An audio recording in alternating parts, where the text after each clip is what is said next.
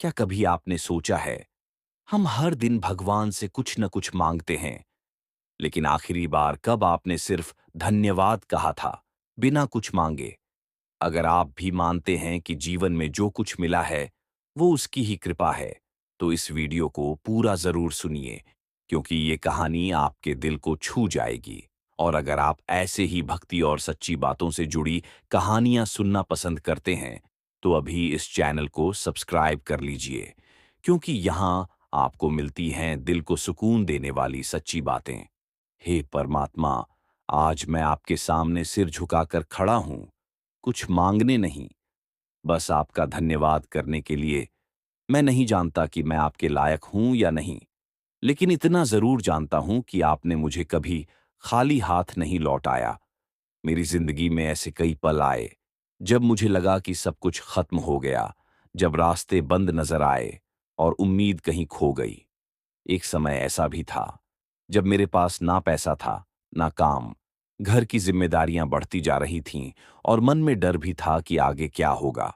मैंने कई बार आपसे शिकायत भी की, पूछा, हे मालिक, मेरे साथ ही ऐसा क्यों? लेकिन आज जब मैं पीछे मुड़कर देखता हूं, तो समझ आता है, वो हर मुश्किल एक सीख थी, हर दर्द एक रास्ता था जो मुझे आपके और करीब ले आया।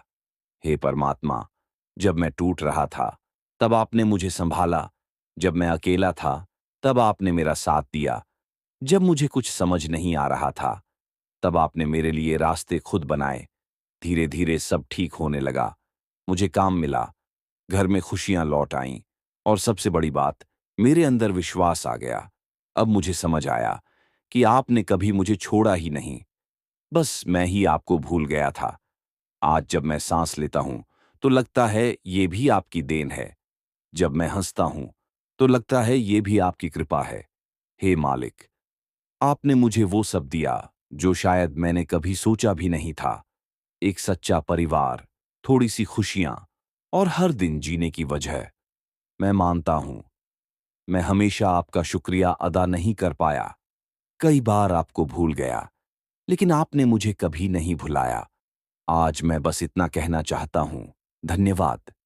उन दिनों के लिए जब आपने मुझे संभाला, उन रातों के लिए जब आपने मुझे हिम्मत दी, उन खुशियों के लिए जो आपने मेरी झोली में डाली।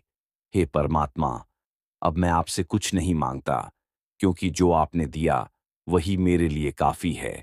बस एक छोटी सी प्रार्थना है, मुझे हमेशा आपका नाम याद रहे, मुझे कभी घमंड ना आए, और मैं हर हाल में आपका शुक्रगुजार बना रहूं।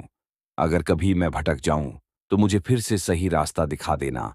अगर कभी मैं टूट जाऊं, तो मुझे फिर से संभाल लेना।